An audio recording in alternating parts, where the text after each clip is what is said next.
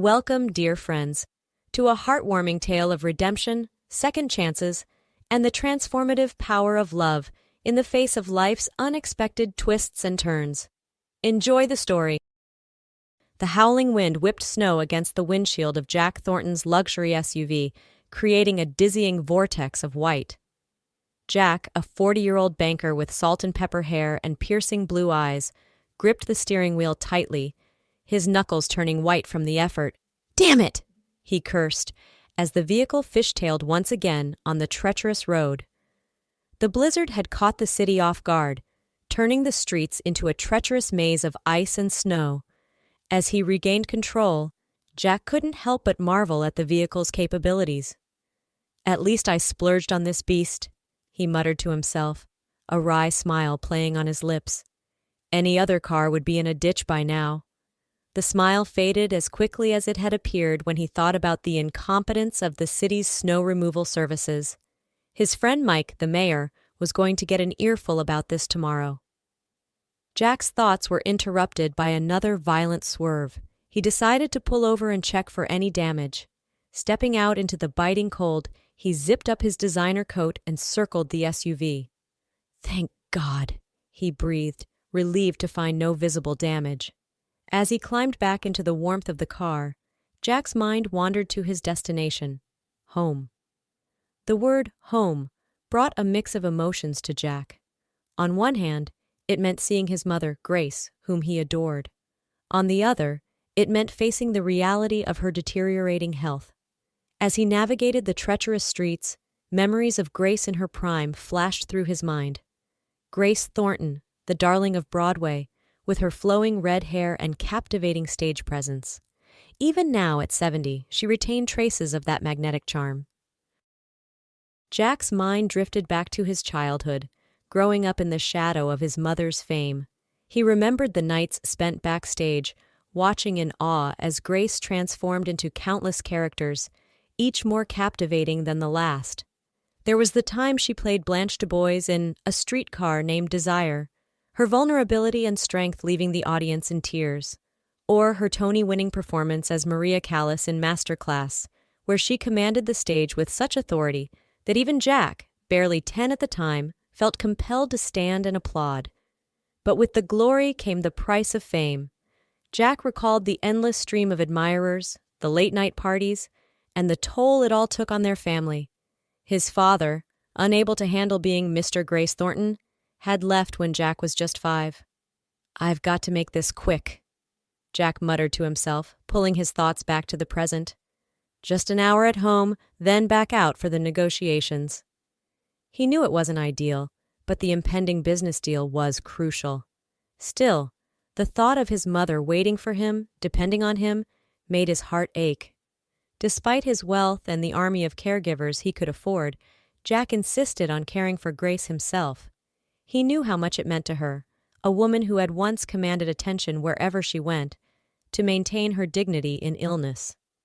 As he approached his childhood home, a grand Victorian mansion that had seen better days, Jack's mind drifted to his own life. At 40, he was at the peak of his career, but personally, he was alone.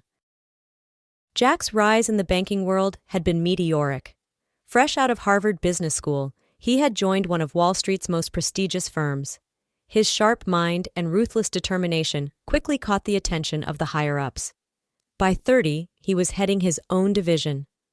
By 35, he had started his own bank, which was now on the verge of becoming the primary financial institution in the region. But success had come at a cost.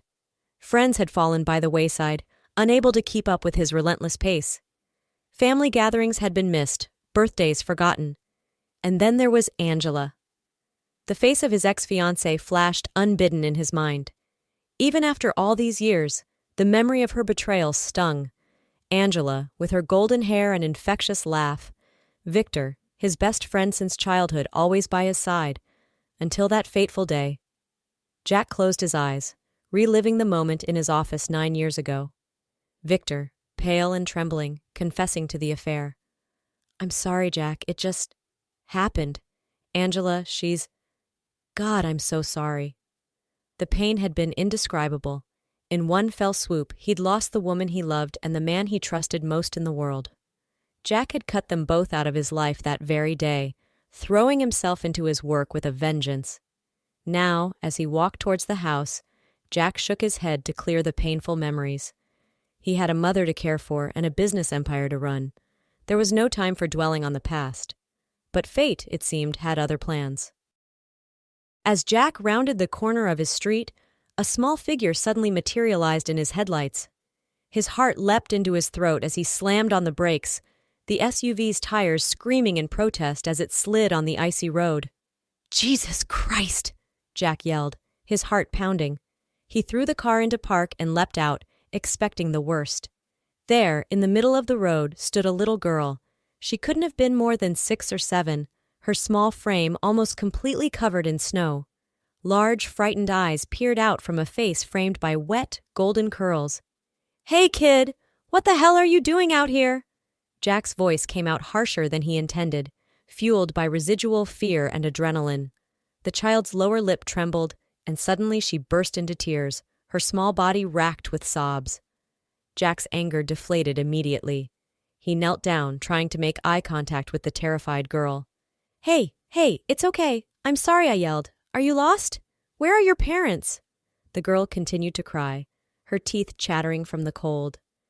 Jack looked around desperately, but the street was deserted, the blizzard having driven everyone indoors. "Okay, look," he said, making a split-second decision. "My house is just down the street. Why don't you come with me? We'll get you warmed up and figure out where you belong, okay?" The girl nodded silently, her big eyes still brimming with tears. As Jack led her to his house, he couldn't shake the feeling that his life was about to change irrevocably.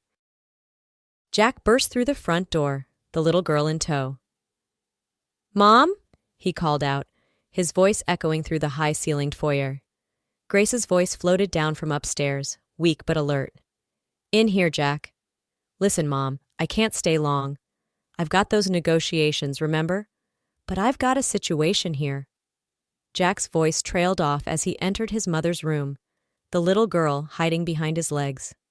Grace Thornton lay propped up in her bed, her once vibrant red hair now streaked with gray. But her green eyes were as sharp as ever as they took in the scene before her. "Jack Thornton," she said, her voice a mix of amusement and exasperation. "What have you done now?" Jack quickly explained the situation, watching as his mother's expression softened.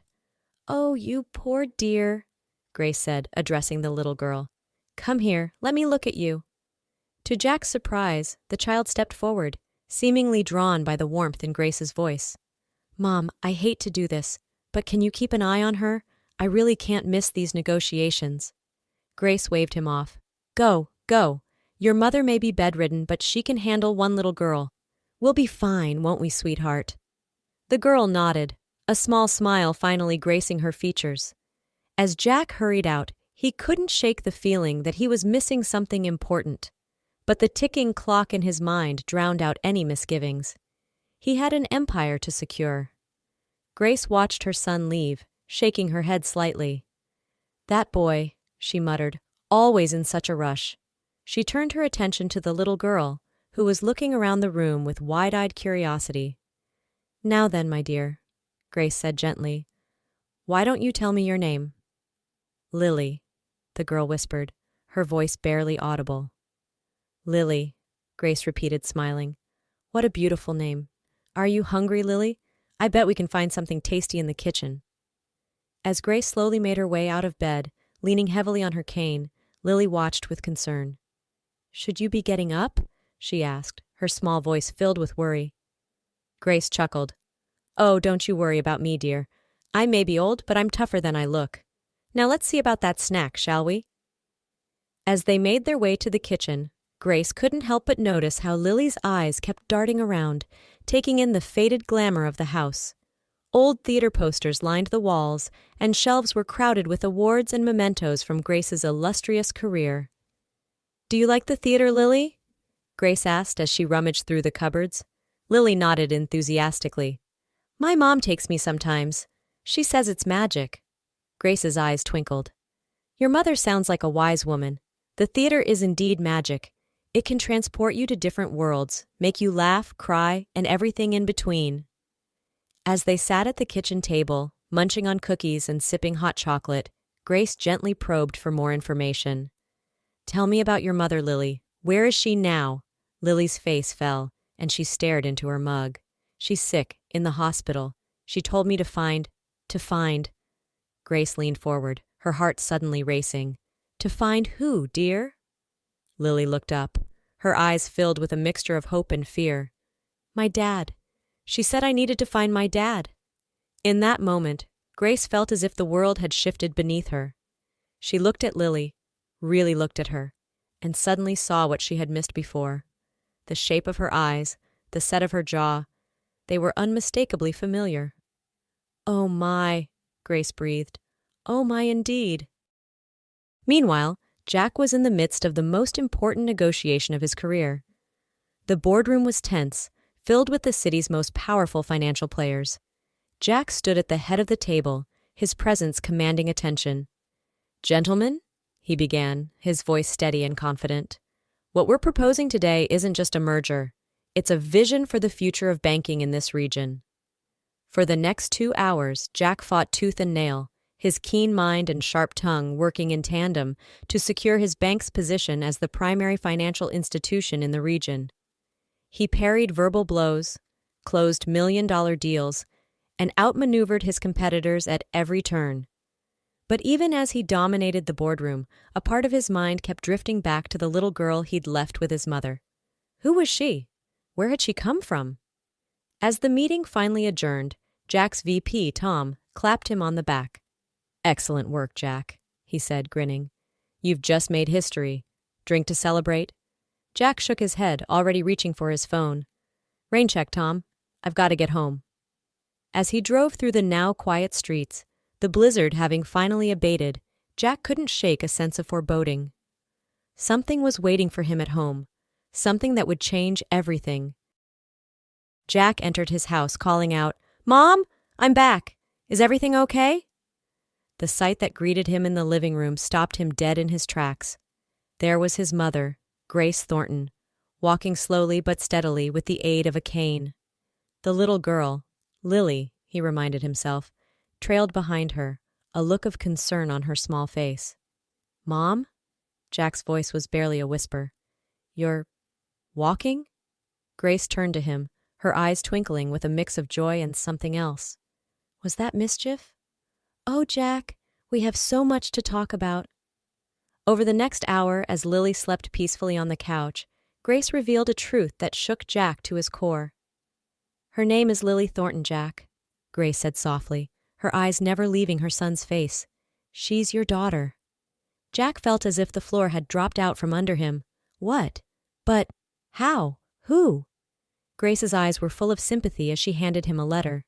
"It's from Angela, Jack. Lily is your child with Angela." As Jack read the letter, his world tilted on its axis.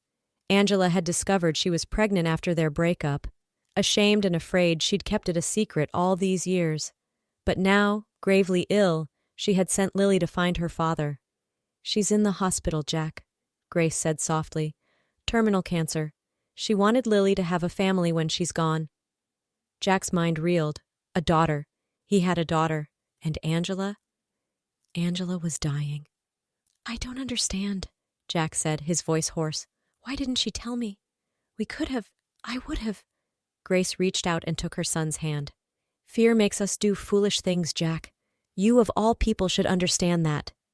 Jack looked at his mother sharply. "What's that supposed to mean?" Grace sighed. "Jack, you've spent the last 9 years running from your feelings, burying yourself in work. You cut yourself off from everyone who cared about you, all because you were afraid of being hurt again." Jack opened his mouth to protest, but no words came out. Deep down he knew his mother was right. "Now," Grace continued, her voice gentle but firm, "you have a chance to make things right, to be the father that little girl needs, and maybe to find some healing for yourself in the process." Jack looked over at Lily, sleeping peacefully on the couch. In her face he could see echoes of himself, of Angela. His heart swelled with a love he'd never known before, mixed with a deep sadness for all the years he'd missed. Without a word, he grabbed his keys and rushed out the door. He had a hospital to find and a past to confront. The hospital corridors seemed endless as Jack searched for Angela's room. When he finally found her, the sight nearly brought him to his knees. Angela lay on a gurney in the hallway, covered with a thin gray blanket. She was a shadow of the vibrant woman he remembered, her once golden hair limp and dull, her face gaunt and pale. Rage filled him at the sight of her neglect. He stormed to the nurse's station, his voice booming through the quiet corridor. "What the hell is going on here? Why is this patient in the hallway?" A flustered nurse tried to explain about overcrowding and limited resources, but Jack was having none of it. "Do you know who I am? I want her moved to a private room immediately, and get her doctor here now." As the staff scrambled to comply, Jack returned to Angela's side. Her eyes fluttered open, focusing on him with difficulty. "Jack?" Her voice was barely a whisper. "You came." All the anger and hurt of the past 9 years seemed to evaporate in that moment. Jack took her hand gently. "I'm here, Angela, and I've met Lily. She's beautiful." A weak smile touched Angela's lips. "She's so much like you, Jack. I'm sorry. I'm so sorry I kept her from you." Jack shook his head, tears forming in his eyes. "We need to talk, Angela. There's so much I don't understand." Angela nodded weakly. "Yes, we do. But first, Jack, you need to know. I never cheated on you. Not with Victor, not with anyone." Jack felt as if the floor had dropped out from beneath him. "What?" "But Victor said—" "Victor lied," Angela said, her voice growing stronger with determination. He made a pass at me. I rejected him. He was drunk, angry. He thought if he couldn't have me, he'd make sure you wouldn't either. I tried to tell you, but you wouldn't listen. And then I found out I was pregnant." Jack's mind reeled. 9 years of anger, of feeling betrayed, all based on a lie. "Oh God, Angela, I'm so sorry. I should have listened. I should have—" Angela squeezed his hand. "We both made mistakes, Jack. But we have a chance to make things right. For Lily. For us." Just then, Dr. Patel entered the room. "Mr. Thornton? I understand you wanted to speak with me about Ms. Cooper's condition." Jack stood, wiping his eyes. "Yes, doctor. I want to know everything. What's her prognosis? What treatments are available?" Dr. Patel looked uncomfortable. "Mr. Thornton, I'm afraid Ms. Cooper's cancer is quite advanced. However, there is a new clinical trial that's showing promising results. It's highly experimental, but given Ms. Cooper's condition, we believe she would be an excellent candidate." For the first time in years, Jack felt a glimmer of hope. He turned to Angela. "What do you think? Are you willing to try?" Angela nodded, a spark of her old determination in her eyes. "I'm not giving up, Jack. Not now that we've found each other again." The next few months were a whirlwind of treatments, tests, and cautious optimism. Jack threw himself into Angela's care with the same intensity he applied to his business dealings. He researched every aspect of her treatment, hired the best specialists, and made sure she had around-the-clock care. All the while, he was getting to know his daughter. Lily spent her days at the hospital with Angela, and her evenings with Jack and Grace. Slowly, tentatively, they were becoming a family. One evening, as Jack was tucking Lily into bed in the guest room of his childhood home, she asked a question that caught him off guard. "Daddy?" she said, her voice small in the darkness. "Are you and Mommy going to get married?" Jack's heart skipped a beat. He sat on the edge of the bed, struggling to find the right words. "I don't know, sweetheart. Right now, we're focusing on helping Mommy get better. But I promise you, no matter what happens between me and Mommy, we both love you very much." Lily was quiet for a moment, then said, "I hope you do. Get married, I mean. I want us to be a real family." Jack pulled Lily into a hug, feeling a mix of love and uncertainty. "We are a real family, sweetie, no matter what." Later that night, as he sat in his study reviewing Angela's latest test results, Grace came to join him. "How is she doing?" Grace asked, placing a hand on her son's shoulder. Jack looked up, a smile breaking across his face. "The treatment's working, Mom. Her latest scans show the tumors are shrinking." Grace's eyes filled with tears of joy. "Oh, Jack, that's wonderful news." "It is," Jack agreed, But what? Grace prodded gently. Jack sighed. But I don't know where we go from here. Angela and I mean. We've been apart for so long. We've both changed. And there's still so much hurt, so much to work through. Grace sat down beside her son. Love isn't about being perfect, Jack. It's about choosing each other every day, despite the imperfections. You and Angela have been given a second chance. Don't waste it. As Angela's health improved, she was able to leave the hospital and move into Jack's home. The adjustment wasn't easy. Years of separation and misunderstanding had left their mark, and there were days when the tension was palpable. But there were good days too. Days when they'd sit in the garden, watching Lily play, and it felt like no time had passed at all. Days when they'd laugh over shared memories, or work together to solve some minor crisis in Lily's life. One sunny afternoon, as they sat on the porch swing, Angela turned to Jack. I've been thinking, she said hesitantly, about us, about our future. Jack felt his heart rate quicken. Oh? Angela took a deep breath. I think we should try again. Us, I mean, if you want to. Jack was quiet for a long moment, his mind racing. Finally, he turned to Angela, taking her hand in his. I do want to. But Angela, we can't just pick up where we left off. We need to rebuild, to get to know each other again, to learn to trust each other. Angela nodded, tears glistening in her eyes. I know, and it won't be easy. But Jack, when I was sick, when I thought I was going to die, all I could think about was you, about the life we could have had. I don't want to waste any more time.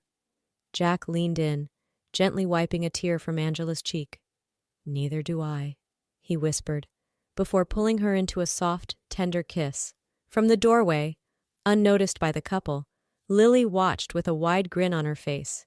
She turned to Grace, who stood behind her. Grandma, she whispered excitedly, I think it's working. Grace chuckled softly, pulling her granddaughter into a hug. I think you might be right, my dear. The next year was one of healing and growth for the Thornton family. Angela's cancer went into remission, and she slowly regained her strength. Jack learned to balance his work with his family life, delegating more responsibilities at the bank so he could be present for Angela and Lily. They went to family therapy, working through the hurt and misunderstandings of the past. It wasn't always easy, but with each session, each honest conversation, they grew stronger as a family. Lily blossomed under the love and attention of both her parents. She excelled in school, made new friends, and filled the house with laughter and joy. On a crisp autumn day, exactly 1 year after Angela's last treatment, Jack took her for a walk in the park where they had first met. As they reached the old oak tree where he had proposed all those years ago, Jack dropped to one knee. Angela, he said, his voice thick with emotion, I know we've been through hell and back. I know we've hurt each other and that we still have a lot of work to do. But I also know that I love you more now than I ever have. You're strong, you're brave, you're an amazing mother to our daughter. Will you marry me? Again? Angela's eyes filled with tears as she nodded, unable to speak. Jack slipped the ring on her finger, not the original engagement ring, but a new one, symbolizing their new beginning. As they walked home, hand in hand, Angela looked at Jack. You know, she said with a mischievous grin, we should really track down Victor and thank him. Jack raised an eyebrow. Thank him? For what? Well, Angela laughed, if he hadn't been such an idiot all those years ago, we might never have appreciated what we have now. Jack joined in her laughter, marveling at how far they'd come. You're right. Maybe we'll send him a wedding invitation. As they approached their home, they could see Lily and Grace in the front yard, planting bulbs for the spring. Lily looked up, her face lighting up at the sight of her parents. Mom! Dad! She called out, running to meet them. Did you do it? Did you ask her? Jack scooped Lily up in his arms, sharing a smile with Angela. I did, Pumpkin. How would you like to be our flower girl? Lily's squeal of delight echoed through the neighborhood, a joyful herald of the Thornton family's new beginning. As they all hugged, laughing and crying at the same time, Jack realized that sometimes life's greatest storms lead us exactly where we need to be.